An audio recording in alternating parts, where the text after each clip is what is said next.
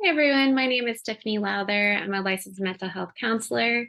I specialize in postpartum, EMDR, trauma, PTSD, substance use, and anxiety disorders. I apologize for Naomi was having some technical difficulties, and by the time they were able to get figured out, I think it was about 30 minutes in. So I decided to just record my PowerPoint, and hopefully this will get to all of you. If you have any questions, feel free to reach out.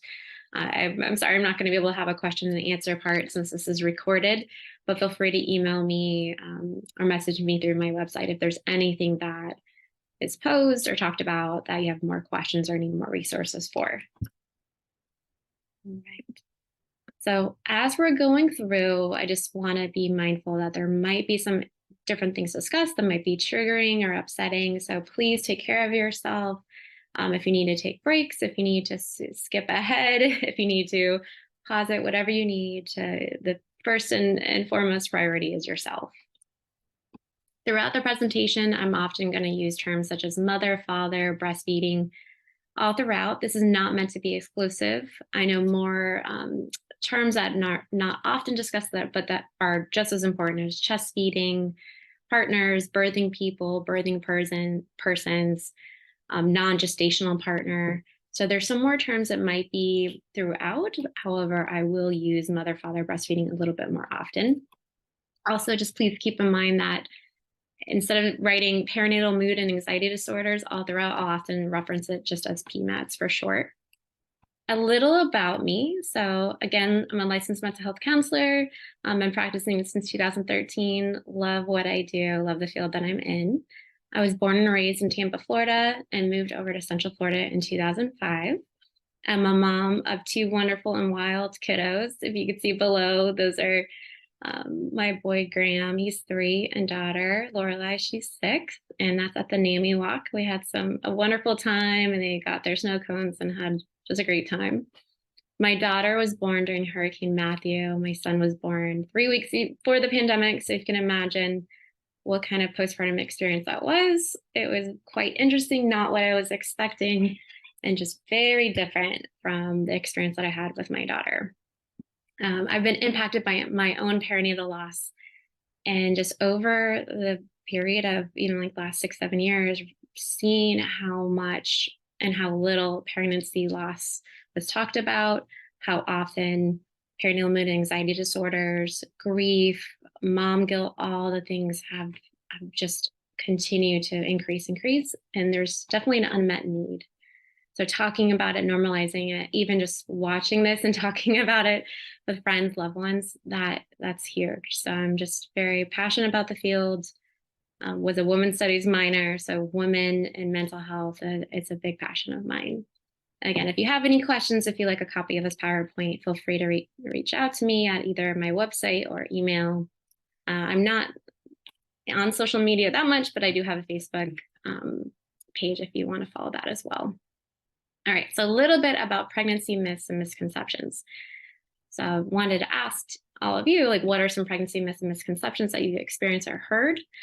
So again, there's a lot of talks of what to do or not to do to have a boy or a girl, what to expect, a lot of unsolicited advice. I don't know about you all, but I was given a lot of advice from people who I didn't know, who would ask me questions that are you going to breastfeed? Are you going to have a natural labor and delivery? All these things are very intrusive, wanting to touch your belly and just, yeah, lots of myths, lots of things that I'm like, I didn't ask for this, yet you're coming to me with all these things.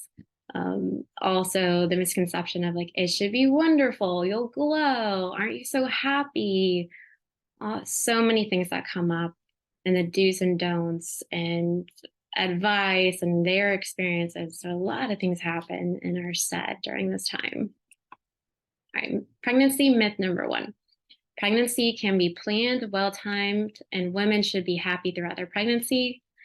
Hormones level out during pregnancy. So this is a common myth. And we're going to talk a little bit as to why.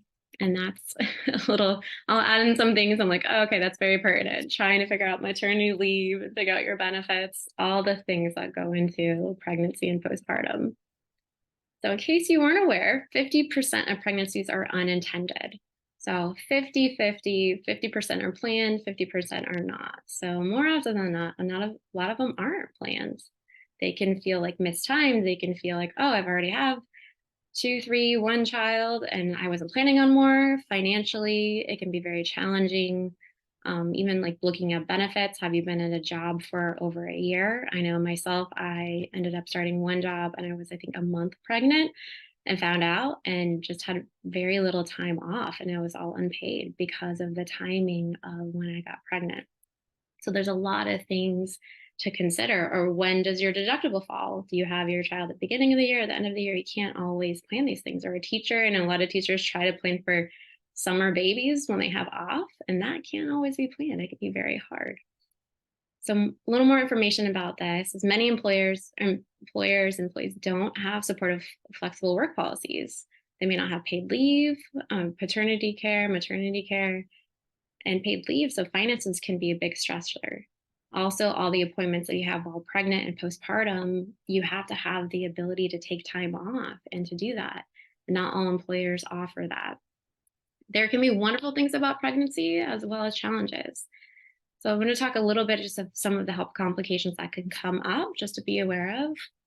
So some health complications can include genetic abnormalities, hyperemesis gravidarum, so the extreme morning sickness. It can be really difficult to do anything, work, function.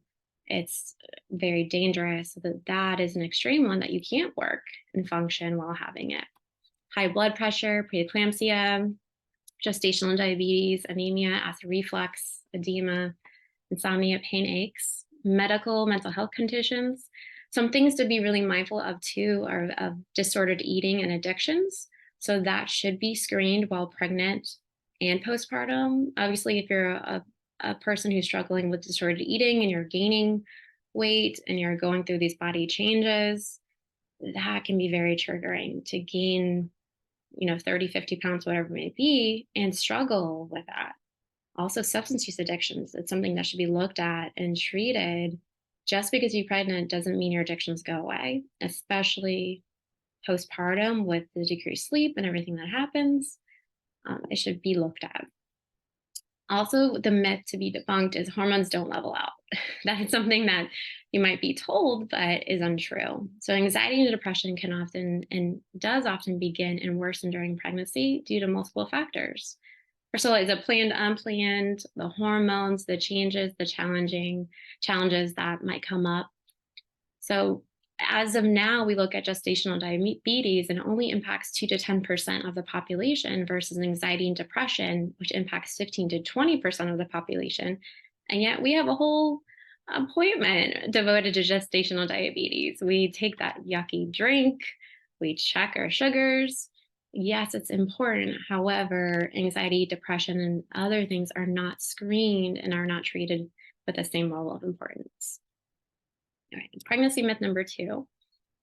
A myth. Fertility is a skill. You can have a full-term healthy baby if you try hard enough. All right, how many have heard this? How many IVF or unsolicited advice have spoke about this? So there's a lot of misconception of if I just work hard enough, I can have a baby. If I just do this, I can develop the skills to have it. Fertility is not a skill. So please be very clear of it's not a skill. It's not about willpower. Infertility is considered a medical condition, and not every pregnancy has a happy outcome. Unfortunately, there is pregnancy loss, there is infertility. These are those things that feel really heavy and are connected to grief and have nothing to do with willpower or skill. So just a little more on statistics. Roughly 20% of known pregnancies will end in miscarriages during the first trimester. The number does go down in following trimesters, but a lot of them do happen in the first, and a lot of them happen even without our awareness, before you even know you're pregnant. 80% of those are due to chromosomal abnormalities. So it's not anything you did or didn't do to cause a miscarriage. Even language, like a mistake, a miscarriage, a lot of times we have a hard time not feeling like we could have done something or did something. So medical language specifically, I know it's a whole other topic to discuss. I have not loving the language. but there's a lot of like, did I do something? And I would say, please no, likely you did not do nothing. Your body just knew that this wasn't going to go to a full-term pregnancy. And that's why there was a miscarriage. So 1 in 3 pregnancies will end in miscarriage. And that number can feel very scary and alarming. So experiencing the NICU, health problems for baby or mother, preterm labor, and near deaths can also be traumatizing for birthing people and partners. Infertility impacts 1 in 8 couples. So just a little note on that. When it comes to infertility, that's when you've been trying for at least, they say at least 12 months, consistently every month to to have that diagnosis. Also, when it comes to infertility, it's usually 33% is on the female side, 33% is the male side, and then 33% is unknown. So it's not all woman, it's not all the guy. A lot of it's unknown, and that can be hard to accept and understand.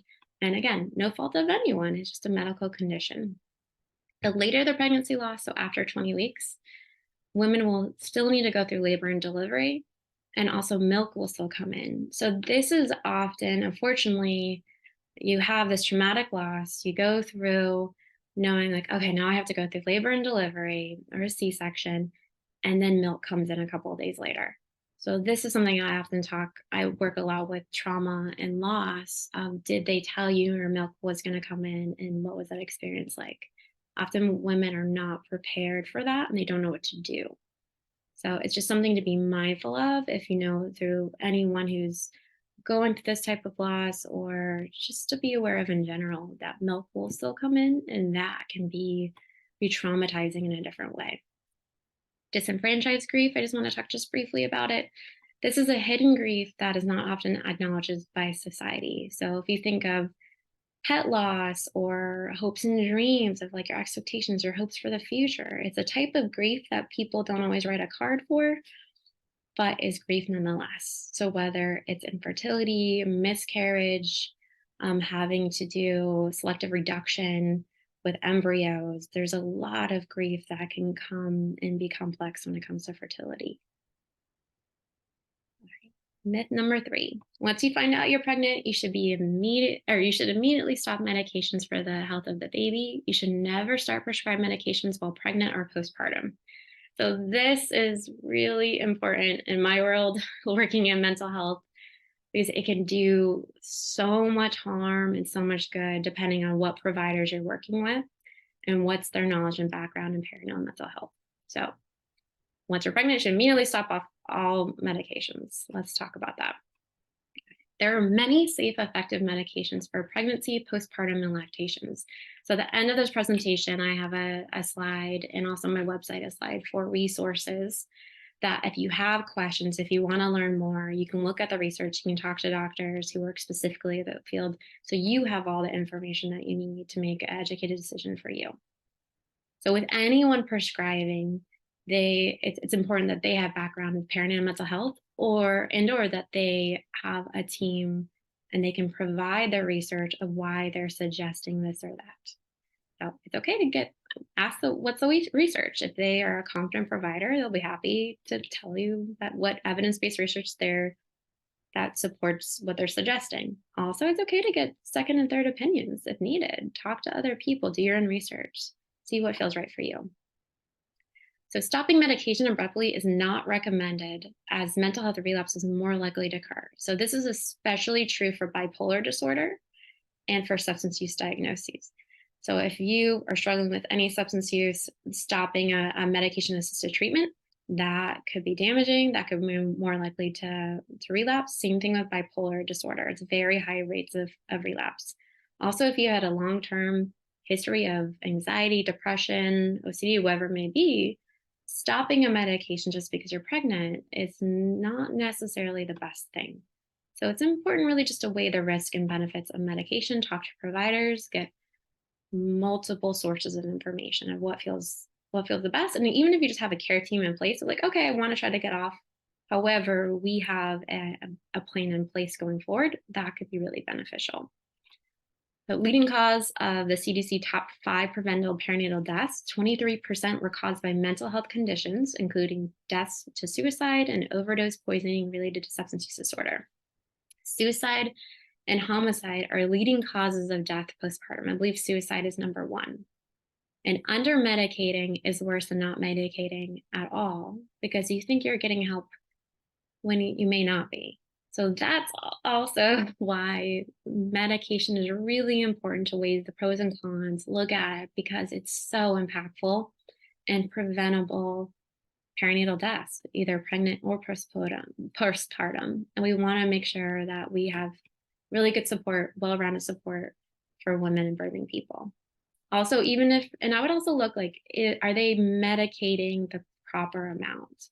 So some providers, what I'll hear is they might be a bit hesitant, but they're like, okay, I'll medicate you at like 5 milligrams. Is that recommended? Is that the true recommended amount? Or is it under medicating so much that you think you're getting help, but it's not doing anything for you? Maybe it's 20 milligrams where it's really helpful and 5 milligrams does nothing. So it's important to know, what are they medicating and what's the milligram and why that milligram? So lots of questions to be asked. Right. So for Black women, regardless of level of education and income, are most likely to be denied medication, pain management, and have higher pregnancy mortality rates. So 3 times the amount compared to white women and other minority groups. So I don't know if you have seen this in the news recently over the last couple of years, but Serena Williams had a near death. There's a lot of, even celebrities like can have all the best education, the best support, are more likely to die in pregnancy and especially labor delivery. So it's important that we're mindful of this, that we destigmatize, and that also providers are aware of their own bias, that we really believe women when they're saying, hey, something's off, something's not right, I know my body. So being able to advocate for ourselves, having others advocate, and also pushing providers to check their own biases.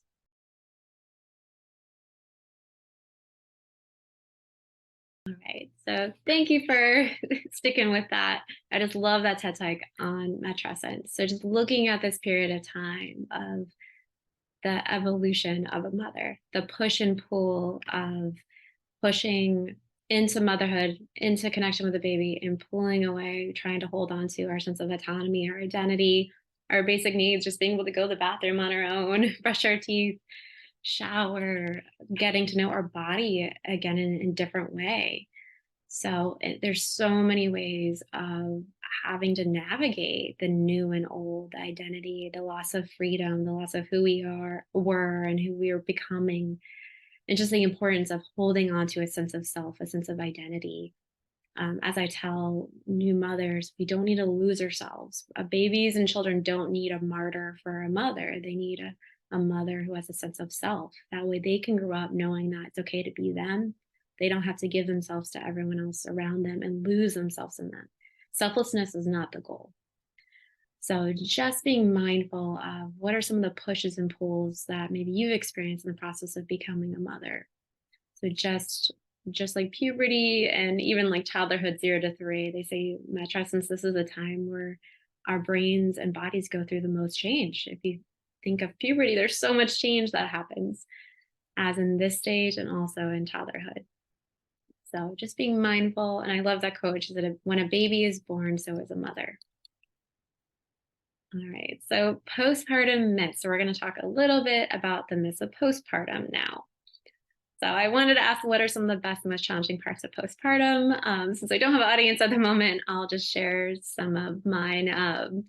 2 different experiences with postpartum. My daughter was born during Hurricane Matthew, so there was a lot going on at the time. There's a lot of fears, challenges. This was in 2016. There was a lot politically going on, a lot just in the world. Also, I am a motherless mother. My mom died when I was much younger. So navigating being postpartum with grief, with all the newness, with having to learn how to breastfeed, but also all the joys. There's a lot of joys that happen. Just being aware of my own strengths and abilities. Like, wow, I could really withstand some big pain and changes. So there's a lot of pros and cons, and having my son right before the pandemic, there's a lot that changed, and what my expectation of postpartum and having that time with him and with other friends that were also going to be postpartum completely changed. Safety and trying to keep your baby safe, but also feeling isolated. Also having my daughter full time when I was expecting her to be in childcare. So there was so much during both times that were positive and challenging and just important to explore. Every pregnancy, every loss, every experience can be very different. So postpartum myth number one. You will bond right away with baby. Breastfeeding is natural, best for baby, and therefore it should be easy. If it's not easy in your priority, then you're doing something wrong. So this is a lot about what I hear about is like bonding and breastfeeding versus formula. So a lot of thoughts, a lot of unsolicited advice, and a lot of myths around it. So the first one, bonding. So it doesn't happen automatically and it's a gradual process. Unlike the movies and what people might reflect on, bonding doesn't always happen automatically. Maybe it does, maybe it doesn't, but it's completely normal to bond over the course of the first year and not experience love at first sight. I know I'll just speak about myself in particular, having an epidural, having the shakes, being so exhausted, so much pain, I really just needed rest. So that for as much as I needed to be with my babies, I used the nursery quite a bit because I was just trying to get back to feeling safe in my own body after having some traumatic experiences with labor and delivery. So just being kind to yourself, and bonding can take time, and that's okay. You're getting to know them, they're getting to know you. There's a lot of things that change. And what's nice is over time you might notice like, oh, I'm starting to get feedback. For the first couple weeks, it's mainly you're giving or partners are giving, but you're not getting anything back. So as we know, a couple weeks in, you'll start to get like little laughs, little smiles. Hopefully you'll get into a structure where there's more sleep. Getting sleep it's a game changer. So just having time and like learning each other, that can change. So just normalizing bonding takes time. You're just getting to know each other, earthside. Whereas before it was a different relationship. Now you're taking care of another human being and also navigating your own matrescence.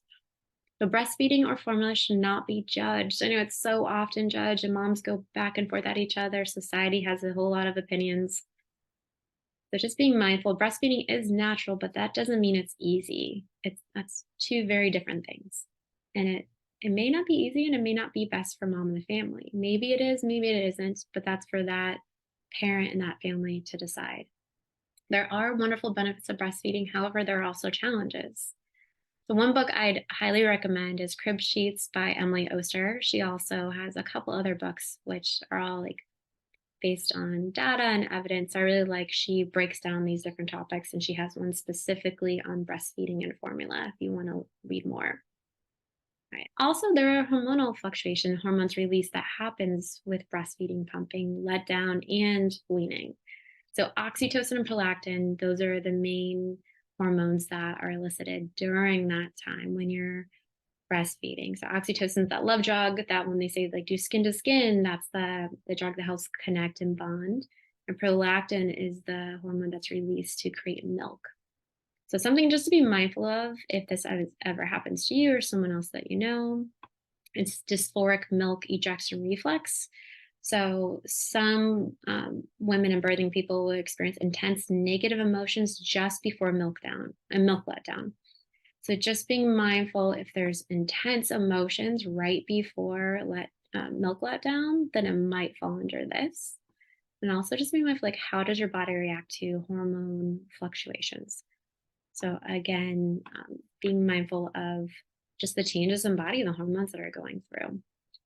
So weaning should be done as slowly as possible, but is not always an option. So rule of thumb is very slow and steady with weaning because of the hormones, because of the difference in oxytocin and prolactin. If you wean abruptly, it can be a risk for PMADs. Now, sometimes it's not always an option. However, if it is an option, slow and steady is the best way. Myth number 2. Postpartum mood and anxiety disorders only happened in the first 6 weeks. My OB/GYN, my partner, and others will pick up on any issues. I don't have a history of anxiety or depression, so it won't happen to me. And then also, if you just view other people, if something is wrong, they'll get help. So just assuming that if you have a friend, a family member, your partner, like, hey, something's wrong, they'll take care of it. They've got it. All are myths. So there are factors that increase the risk to pregnancy and PMADs. We'll discuss that later. However, you can have limited risk and still develop them. So as we'll speak a little bit later, like you could have all the money in the world, all support, and you still can experience postpartum anxiety disorder. You still might experience postpartum OCD or anxiety, psychosis, even with no history. So it may not happen, but it's important to know that just to be mindful that is still a possibility and just to continue to take care of yourself and be aware of signs and symptoms of that. PMADs often start during the first 3 months, so that's like prime time just to be aware of it, but they can develop anytime during pregnancy and up to 1 year postpartum. If untreated, PMADs can continue past a year. So even if you're 3 years postpartum, let's say you're always postpartum, even if it's 3 years ago, if you had postpartum anxiety, it might continue if not treated, if not discussed, if you didn't get help. So it's really important to be aware, and it's never too late to seek help. Experiencing PMADs and intrusive thoughts can be scary and debilitating. So that's something we'll talk about, intrusive thoughts, in just a bit. But just being mindful that not all women feel safe and supported to express their concerns to family, friends, and their doctor. Maybe they don't have a great support system. Maybe their doctor is not well informed. Maybe they're afraid of DCF, or like, what will happen if I tell people? What will they think? What will they do? So, again, just discussing this early and often normalizing PMADs is important, and just be mindful of it's not just because a woman didn't ask for help. Maybe they didn't have the best support system. Maybe they were afraid of some realistic dangers if they were to speak up. And providers should be able to assess what is best for the parent, but may not with proper training. So a couple, I've heard some horror stories from doctors, but one just always gets me is when a postpartum woman with depression was told by her provider, well, why don't you just smile more? If you smile more, you'd feel a lot better. And never assessed for depression, never took it seriously, just told her to smile more.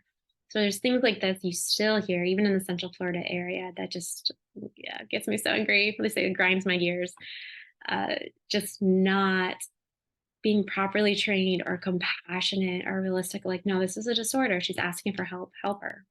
Instead, like, why aren't you doing something? Why aren't you smiling more? It's not helpful, and it's not rooted in anything. So providers should be screening with the Edinburgh Depression Screener. You might have seen this if you're at the OB office or pediatrician office, according to ACOG. So they and pediatricians are supposed to be screening multiple times throughout pregnancy and postpartum. However, not all pediatricians and OBGYNs will screen. And if they do screen, they may not properly refer. So they may like, oh, you checked all these things. However, are they giving you the proper referrals? And are they following up with you? And also, it's different filling out a form in secret versus actually having a conversation with a provider. Feels very different. I remember going to the pediatrician and be like, why aren't you screening me? Or you have, but you never asked me these. I checked these things. Why didn't you ask me about it? Even as a provider, I see that and have had to push for it. And it still doesn't always happen the way it should. So you should be screened throughout, should be assessed, and you also should be given really good quality referrals and have follow-up. Not all providers will do it, but if you have an option of interviewing your pediatrician, talking to providers, ask them about the screeners. If you'd like to self-screen, I have the link included in the end. So if you have any questions or have any concerns, you can also self-screen. The Edinburgh, you can find that with a quick Google search. Also, if you want any screeners, I'm happy to give them to you if you want to reach out. So postpartum myth number 2. So men, partners, parents using a surrogate and adoptive parents can't get postpartum mood anxiety disorder. So this is a myth. All right. So 1 in 10 men develop PMADs. Men, partners, parents with a surrogate and adoptive parents can 100% develop postpartum mood anxiety disorders. So this is something that's not often talked about, definitely not discussed, and they kind of can become this invisible person in the family dynamic. So when it comes to OBs or pediatrician, are they asking the partner, asking dad, how are you doing? Are you asking adoptive parents how they're doing? How are they really doing? Are they getting screened? Men and partners also experience a hormonal identity shift. So not only do women and birthing people, so do their partners. So the men, what they used to have this freedom, now they don't. They might think about their own fathers and their own parenting. They also they're doing more and more studies on men, how they have some hormonal shifts. Also increase in oxytocin, reduction, I believe it's and I don't know if it's testosterone, but there's some hormonal shifts that happen, and that can make them more predisposed to different postpartum mood anxiety disorders. So, and really, any parental figure caring for a newborn or baby can be a risk to the challenges of the first year. If you think of like an adoptive parent or parents, they may be told like the week of, like, hey, we have a baby for you.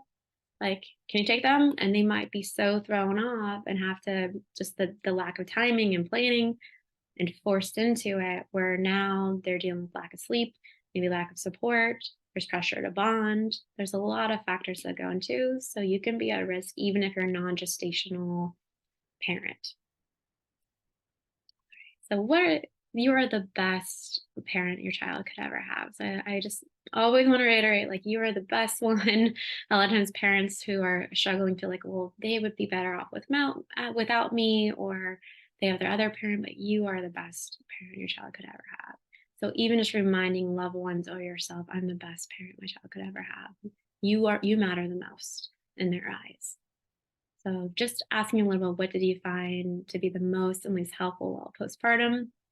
So again, this is something you can always, like if you want to send me a message or email, I love to hear more about that when it comes to like what you experience. I'll have some suggestions, but I love hearing more and adding to my list of what are some things to, that are helpful or not helpful.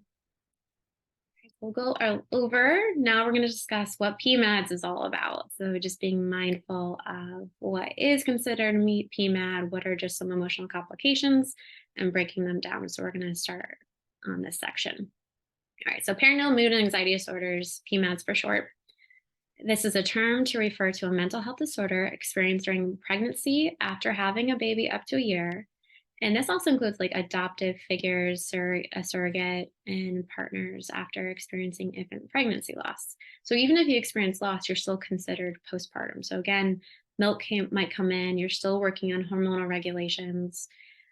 There's a lot going on. You're still considered postpartum. It should be treated as such. And hopefully workplaces will also have leave and support that supports you at this time of loss. So there's a lot that can happen with that time. And that's where, of course, with pregnancy loss, there's often trauma or PTSD attached, but there might be postpartum anxiety. What if you get pregnant again? What if even after my own miscarriage, let's say the first trimester of my next pregnancy, I was really anxious. So like, what if I go to the OB/GYN and the ultrasound isn't good, right? There's a lot of anxiety and fear that can come up again. What might happen? What are the unknowns that could be there? The PMADs are common and should be discussed often without shame or judgment. So they are common, especially during the pandemic. They increase. So normally it was like 1 in 5 to 7, but with COVID, it went down to like 1 in 5. And then for women of color, it's like 1 in 3. So it is common. Doesn't mean it happens to everyone, but it should be discussed just like anything else. And just continue to like not have less shame about it and judgment of this is not about willpower, skill. You can't have skill to avoid it. It just is. So the more education and resources parents have available, the more informed their choices can be. They are 100% treatable. So I always am hopeful. I'm always optimistic of we can get you into good hands and get good support around you.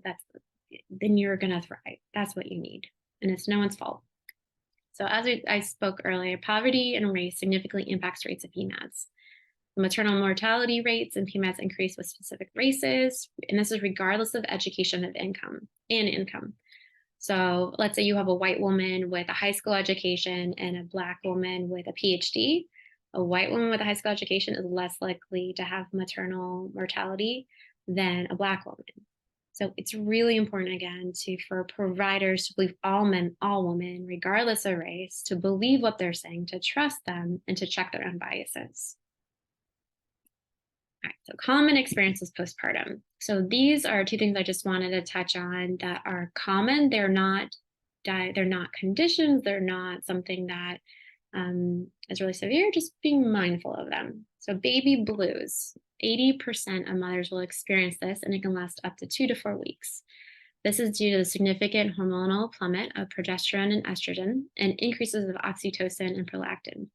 So you're pregnant, you have all these hormones rushing through you, and then you give birth, right? There's a huge, I think it drops like, I believe 200% of a hormone plummet, and also increase of oxytocin. So you bond with baby, and the prolactin for milk supply. But there's so much going on. So new parents often experience mood swings, crying spells, anxiety, and difficulty sleeping. It's completely normal, and it usually resolves on its own in a couple weeks. And this is just another thing to keep in mind. Of like, if you're like, I'm having trouble bonding, well, it might be part of baby blues. It's a big experience. There's a lot going on. And it's very normal.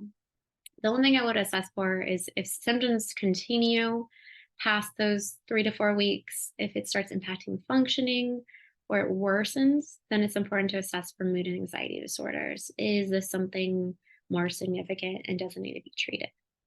Intrusive thoughts, very, very common, not often talked about. So 90% of new mothers will have intrusive thoughts. Intrusive thoughts are very normal, and they can be very scary. They don't mean anything is wrong with you. And they are often increased to the changes of the brain, what's happening in the body, and just biology. So it's normal. Let's say a intrusive thought is like you're driving and you're going over a bridge. You're like, I wonder if I just like drove off this bridge. Or just like little thought goes in your mind and then it goes away. Or you just have like a thought. You're like, oh, that's a weird thought. That's a scary thought. But you don't pay any mind to it. So we all have intrusive thoughts. It's very normal and common that you'll be doing something, all of a sudden the thought comes in, it comes out, like, oh, okay, there it is, there it goes. The problem is when it becomes, again, starts impacting functioning, is a lot of worry and concern, and it just continues to increase. So part of the reason why when our postpartum women have more intrusive thoughts is because it works on our biggest fears, part of biology. As postpartum mothers, we need to be aware of like, what's baby doing, what could be potential hazards, what would happen if this happens. So it works on our biggest fears, and also it's because it's trying to prevent that from happening. So okay, if I'm going to go downstairs, I could see myself falling downstairs, I might have a vision or image of that, so I have to go really slowly down the stairs to make sure that I don't. So it works on the biggest things that we fear. So again, just notice if they continue, if it's starting impacting functioning. If it worsens, then you might want to look at postpartum anxiety, postpartum OCD, and also we'll talk a little bit about postpartum psychosis. So a wonderful book on this that I would recommend to any parents, if you know anyone who's pregnant or postpartum, is Good Moms Have Scary Thoughts. Karen Kleinman has a lot of wonderful books, and that's one of hers. And it's just a great book. It's a good baby shower gift, push gift, whatever it is, just to normalize how often intrusive thoughts are and just different postpartum pregnancy experiences. Perinatal mood and anxiety disorder. So I'm just going to do a little breakdown. I know what you might hear most often is depression and anxiety, but I wanted to hit a little bit on each of them. Most of these statistics are from Postpartum Support International's fact sheets. If you haven't ever been to the website, I'd highly recommend it. It's a wonderful resource. And again, I'll have that resource at the end, but they are like a one-stop shop for most resources. All right, so we'll talk a little bit about depression. It impacts 21% of women and 60% of those with low income and teenagers. So there's certain groups that are going to be more impacted, but specifically low income and teenager are more likely to have this. So just if you fall in that category, know of anyone, look out for postpartum depression. Symptoms can include hopelessness, lack of interest in baby, anger, fear, and/or guilt, sleep, appetite disturbance, difficulty focusing, and possible thoughts of harming baby or self. So again, important to be screened, and just really asking too, if you see this, of like, are you thinking of hurting yourself? Have you thought about hurting the baby? Just being really blunt instead of going around the question, being very direct and getting them connected to care as soon as possible. Anxiety, this happens in 20% of women and birthing people. Symptoms include tension, frustration, guilt or self blame, fear of being left alone with a baby, or not wanting anyone else to hold a baby. So, this is often like maybe they're fearful of what they might do with the baby, and or they don't want anyone else to hold them. They've got them, they never leave. So, you can see both ends of the spectrum with that. Might have trouble sleeping, difficulty with focus, rumination, intrusive thoughts, and heart palpitations. Agitation is also a symptom. So this also I notice a lot with postpartum of being really sensitive to touch, to noises, to sound that often increase. With postpartum, we become very aware of baby's cries, but also the downside of that is we're aware of everything.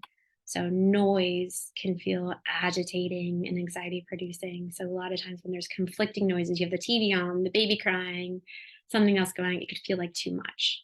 So reducing noises can be helpful. Earplugs or different things like loop earplugs can be helpful. And also just being mindful if someone's highly agitated. This is something I noticed postpartum. Like I was really quick to agitation, which is not my normal way of being. I'm like, oh, there's something here. There's something different. Men can also exhibit this. Of like they might have more of this agitation-like symptoms. So postpartum rage and anger also falls under. So this is often linked with postpartum anxiety. It just expresses itself very different. And men are more likely to show this. So again, they will show more signs, even if it's anxiety, they'll show more signs of anger and withdrawing. So they feel disconnected, if they feel disengaged, they feel like they're not really helping or caring. I would rule out if there's some anger or depression going on there as well. Panic disorder, this impacts 11% of women. Symptoms include feeling very nervous, recurring panic attacks. But the difference with panic attacks is that it's the fear that you're going to die. So it may not be overwhelming anxiety and feeling activated, but it's like, okay, I'm still here in a sense. I still have the ability to know that I'm not going to die from this. Often with panic, it's like, I'm going to die. And it could feel like it comes out of nowhere. Anxiety, there might be a buildup, but you're feeling it for a while. Panic, it can come out middle of the night, middle of nowhere. All of a sudden, you're overwhelmed with panic. So just differentiating it can be helpful. A few more to discuss. Obsessive compulsive disorder.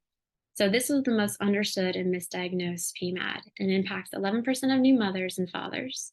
And symptoms include obsessions, so persistent thoughts or intrusive mental images often related to the baby, compulsions, doing things in order to reduce the fears and obsessions, and avoidance of certain places or objects. And I want to make a big point of the sense of horror about the obsessions. So this is what differentiates OCD from psychosis. So with OCD, there's often compulsions that, like, whether it's prayer, whether it's cleaning, there's things to try to reduce that they're doing over and over and over again. So germs is a big one, hiding all the knives, finding anything that's dangerous. So it's important to talk like, hey, intrusive thoughts are normal. However, what are they happening? Are they occurring, and making sure they're properly assessed between postpartum anxiety and postpartum OCD. So again, misunderstood, misdiagnosed, and sometimes women might go to the hospital saying they're having these really intense thoughts and obsessions about bad things happening to them or the baby. They might be that they have postpartum psychosis. However, there's a big difference between psychosis and OCD. With psychosis, it's very low, it still occurs, but it's about 1% to 2% of every 1,000 deliveries. The onset is usually sudden within the first 4 weeks, but not always. And symptoms include hyperactivity, being very irritable, decreased need for sleep. This is a big one of if mom or parent is like, oh, I've been up for 2 days, I don't need it, I have all the energy in the world. That's a big red flag. So every parent is sleep deprived and not feeling really high and doing well. So if there's a decreased need for sleep and they seem kind of manic and they seem a little too hyperactive, that's a concern. There's also mood swings with poor decision making. So being really mindful of this one, again, not very common, but does happen. So 5%, there's a 5% suicide rate and 4% infanticide, I don't want to say right, rate. And this needs immediate attention. So if you're noticing this, if you see this within yourself or within another, they need to be hospitalized as soon as possible. And the big difference is they're not having a sense of horror about the obsessions or the intrusive thoughts. So they might kind of like the idea of it. They might believe that, Jesus or the devil is speaking to them, that they have a plan, they're bought into it.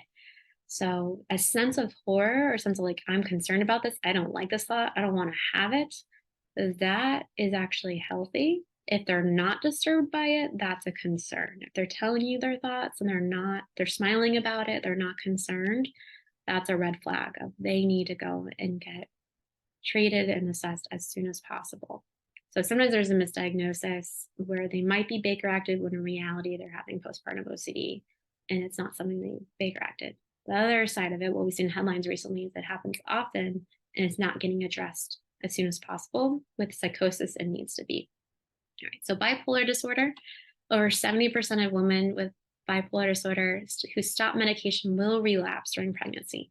So again, this is another importance of like, if you have a history of bipolar disorder, either bipolar 1 or bipolar 2, it's often better to be on a medication, obviously a medication that works well for you during pregnancy and postpartum, because there is such a high rate of relapse.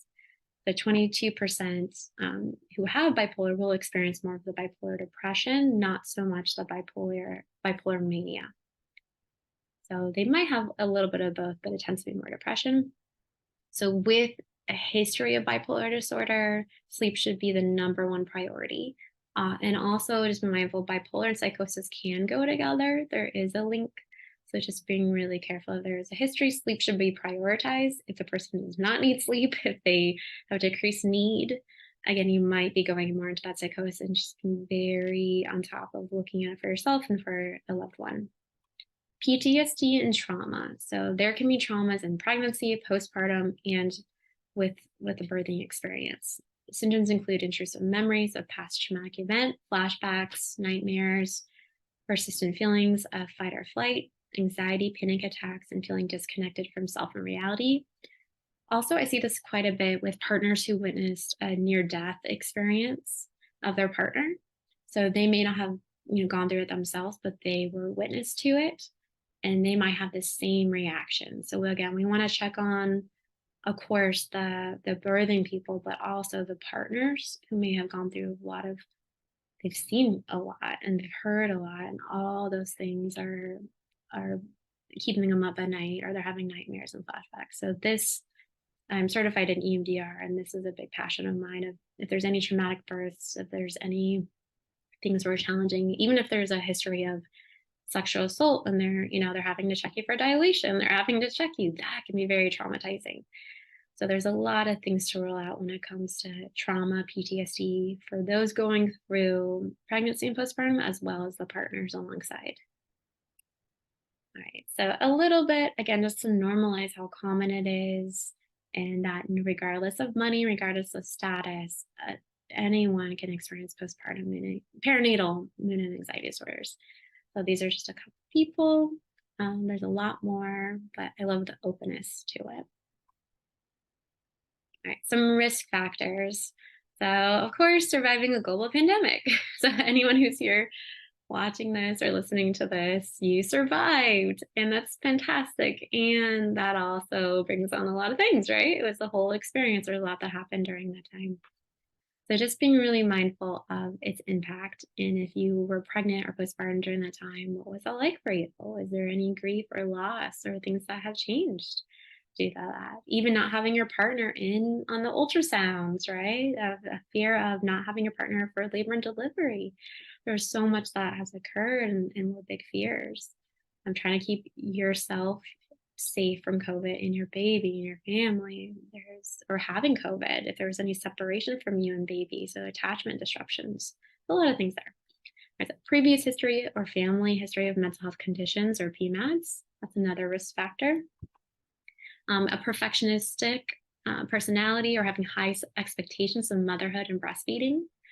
Any recent stressors, financial stressors, being low income, poverty, being a minority, health complications or conditions for mother, fetus, baby, history of sexual assault, traumatic labor delivery, NICU stay health conditions, if it's unplanned pregnancy, teenage pregnancy, or even an older pregnancy. So those who are very young or older or more at risk. The older pregnancy, maybe they weren't expecting it, they were planning it. There could be more complication. And of course, being a teenager, most are going to be unplanned. They may not be married, they may not be partnered. There's a lot of things that go into that.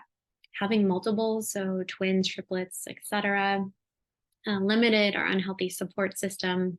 Having a fussy, colicky, ill, or high need baby, also that impacts everything. If you're not, like, let's say there's a dairy intolerance, or having trouble breastfeeding, there's sickness, there's so many things that are going on, that you're not getting sleep, that you're up 24/7. There's a lot of things that complicate it.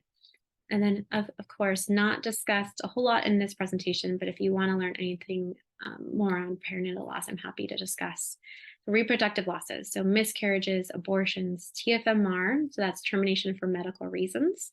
So this is a wanted, usually, or it can be planned pregnancy that is ending in abortion due to either there's complications for the mother, their own health is at risk, or there's issues with the fetus. So termination for medical reasons. And fertility and selective reduction. So selective reduction, you have multiple embryos and you have to reduce. There might be disenfranchised grief, loss. There's a lot that can go into any of these. All right, some protective factors. So just being mindful of what are some of the things that are helpful, that can promote, emotional and mental wellness. What are some things just to be aware of? Like, okay, these are some things to focus on. So having good physical health and mental health obviously can be very helpful. Regular exercise, healthy diet, openness about mental health and well-being. So talking about it, having resources, not having that shame or secretiveness. Hopefully have a good, strong support network, a strong sense of identity and cultural belonging. That can be a really good protective factor. A positive attitude and optimism, healthy coping and problem solving skills, access to mental health services. Again, so we don't think we talked much about this, but in Central Florida, there are a lot of services around, but maybe you don't have the work hours, maybe you don't have the financial means, maybe you live in a very rural area. So it's also how much access do you have to services if you need them. Some other things to add are just a self-awareness and support for what do you need? Do you like a sleep? For me, I need sleep. I am I never get enough of it. However, I love a good 9 hours if possible. Or warm foods or cold foods, or is there soups? Are there certain things that you just need? I need some autonomy, some space. I love having, I'm an introvert, so I like having some time to myself. If I don't get that at least once a day, then I feel like I haven't connected with myself enough. So just knowing what your needs are physically, mentally, emotionally, spiritually, what your triggers are. So like loud noises, it could be too much stimulation, too much isolation, too much connection. What are some healthy coping skills? What's your support system like? And do you have them in place for yourself? Does your partner have them in place for themselves?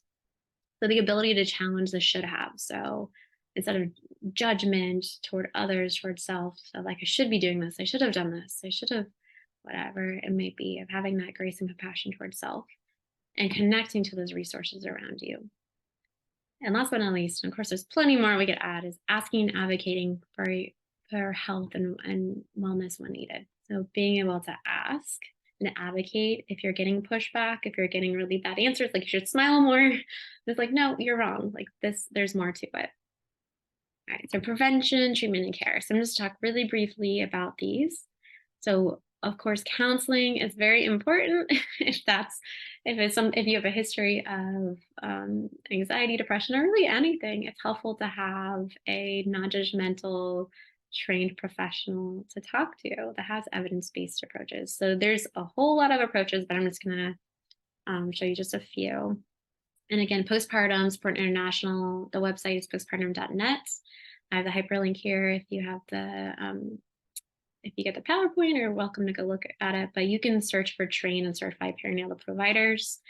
So that way they're well vetted. They don't just say like on Psychology Today, I work with postpartum, but have no training. So with postpartum.net, you know that they have the training, they have the certification, they're vetted.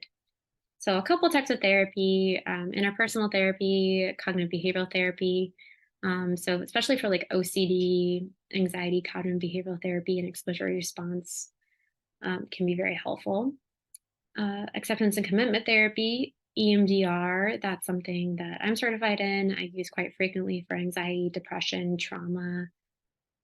That can be very beneficial if there's anything trauma related, or you can use it for a lot of different things. Narrative therapy, mindfulness based, reproductive story. So being able to say your story, where they say every mother should be able to at least tell their birth story at least like 10, 20 times. It's helpful to share, it's helpful to have someone listen to it. So having someone who's trained in that area that will support in processing the story can be really great. Support groups, online and in person, can be wonderful. And then medication if needed. That's something depending on what's going on, can be very helpful. It can help increase functioning so you feel more like yourself. So I say when it comes to mental health, it's about your willingness to utilize your resources, not your willpower. You can't just push your way through out of depression. You can't push yourself through anxiety. It's something of like, am I willing to utilize the resources around me in order to live the best life that I can? And sometimes medication is a great option. Sometimes it's not needed, but it's important to know that it's a resource. For inpatient care, there's a lot of local hospitals in Orlando, Central Florida, and Florida. So just checking in, make sure that they have maternal postpartum wards. Ask about the ability to bring your baby in with a support person. Oftentimes they'll say, okay, if you have a support person, you can bring them in, you can have them there. And also, do they allow for breastfeeding, pumping support? Do they have a fridge? Do they have access to that? Or is that not allowed? Better Beginnings is a wonderful program. They have inpatient, I guess, in us as well as I think it's intensive outpatient and maybe outpatient as well. But they have a nursery there too. So mom can bring baby and child, and that's a wonderful thing to have it all together. So you don't. A lot of times, one reason why a woman may not go is they don't want to be away from their baby. So they have locations in Gainesville, Jacksonville, and South Florida, and take a lot of insurances as well. Right. A little bit more. So, as always, prevention is better than intervention. So it's important to say, okay, what are some things we want to prioritize and look at before being postpartum, if possible?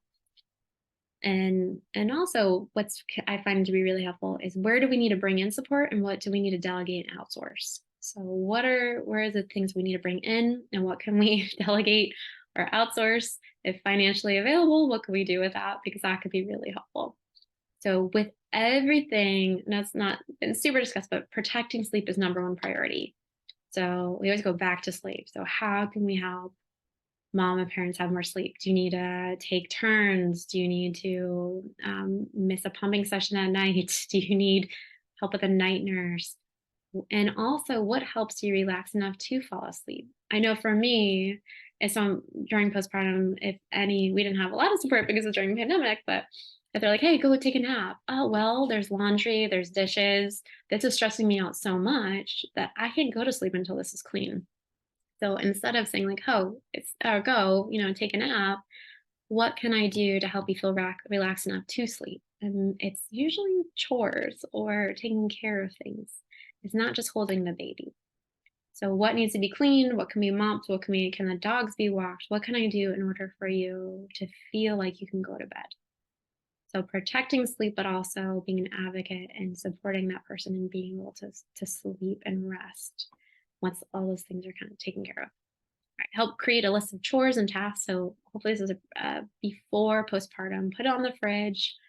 What can be helpful for people to do while they're over there? Holding the baby is not the most helpful thing. Oftentimes, like, okay, that's nice, but now I'm the one who's cleaning and doing the meals. I would rather hold the baby and you clean everything, or make a meal, or fold the towels and put them away. So actually being helpful.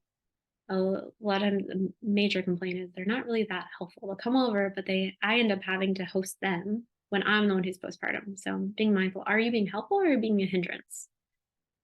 Create a support team of friends, family, church members, and neighbors.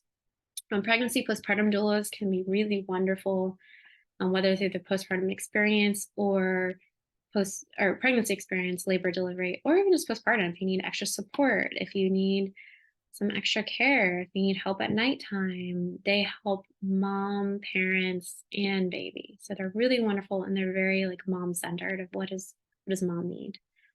All right, doula funds, cleaning funds, Sudsy is a great laundry service, meal trains. Those are some popular ideas. If you're not sure what to put on a baby registry, maybe a doula fund is something that would be helpful for you.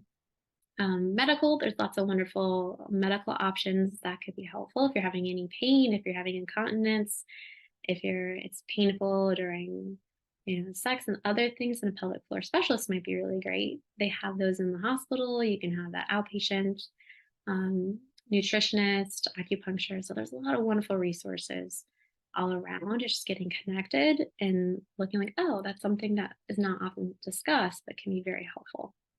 Support groups, fitness, so any light exercise, maybe involving other parents or moms. Gyms with childcare can be a wonderful benefit. Yoga, gentle movement. And then also completing like a parenting pact or pregnancy postpartum plan. So it's not a birth plan, it's more of, okay, what are we both going to do? What are some of the signs, symptoms, triggers, coping skills? Who are our support system? What are their phone numbers? Who's the counselor's number, the OBGYN's number? So making a plan so that both parents have it and then sending it to friends and family so they're aware of what would be helpful. And you can Google parenting packs and postpartum plans, or feel free to email me and I can share those with you. So how to be supportive and an advocate. So some ideas: check in and give options of how they can help. Check in and give options of how you can help instead of asking if they need help. So I love that I've been seeing this more frequently of, okay, I'm going to come over. I can do your laundry. I can take the dogs for a walk and bring you a meal. Pick one. Or I'm going to drop off food, or I'm going to do this. So instead of asking if you need help, which oftentimes we're like, oh, I don't need it. Don't worry about it. Say, these are my options. Pick one. What do you want me to do out of these two or three? What day this week is good for you? So being more assertive, more intentional. Less advice, more listening and validating. And even if you're stuck, you're not sure what to say, it's okay to say, I don't know what to say. Just know I'm here for you. Like, oh, it's really hard. I don't know what to say. I'm just here for you. Just validating, not trying to silver line it and make it all better, just being there with them in that feeling. Really asking how they're feeling. If needed, if someone's really struggling, it's okay to be their personal assistant and say, like, hey, I'm going to look at your insurance card. I'm going to contact this counselor. I'm going to contact this service. We're going to do this together. So sometimes it's, especially with depression, it might feel so hard to even pick up the phone and call. That's okay to be someone's personal assistant, be there with them to get them into connection, and then they can go from there. Help them get something scheduled and help them get there. So normalizing matrescence, transition to parenthood, PMEDs, and how to access support. Tell them how good of a mother parent they are. They are the best parent for their child. So as all parents, we don't know what we're doing. We're all new to it. So being told like, you're doing a great job, you are the best parent for your child, that can go a long way. So just continue to encourage. Another way to advocate is vote, donate, and advocate for this population. So paid maternity and paternity leaves. Just more support. We're one of the few countries, we have so much wealth, but not enough support for women and parents and families. And mom guilt is real. It's heavy. There's a lot of should haves and judgment. And just to normalize, encourage, talk about all the things, the good, the bad, the ugly, and just focusing on good enough parenting. We don't need to be great or excellent. We just need to be good enough. That allows our kids to go in the world to feel like they don't have to be perfect. It also allows them to be challenged. So just striving for good enough is the best thing. All right, so here's some resources. You're welcome. Again, this is on my website as well, but Postpartum Support International, there's a crisis line, text line. Down here is Postpartum Support Center for self-screening assessments. If you want to self-screen, and if you have someone who might send it their way, that they haven't been screened, it assesses more than just depression. Some medication and lactation resources. So these are a couple websites that I often recommend that are really wonderful, can give you evidence-based research. You can talk to nurses and doctors, and they'll try to connect you with as much research as possible. For example, like even postpartum, if you have a surgery or something happening, and maybe a surgeon's like, hey, are you breastfeeding? You need to stop right away. It's not okay to do with narcotics. That may not necessarily be true. It just may that be that they don't want to take the liability and they're not well informed of what to do if you're lactating.